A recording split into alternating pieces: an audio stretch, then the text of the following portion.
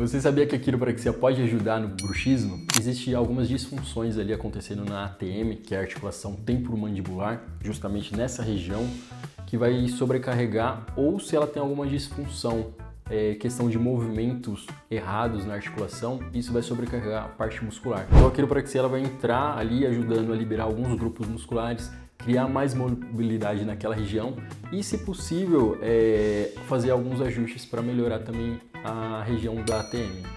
Se você tem bruxismo ou conhece alguém que tem bruxismo, chama no direct ou me manda uma mensagem que a gente pode ajudar você.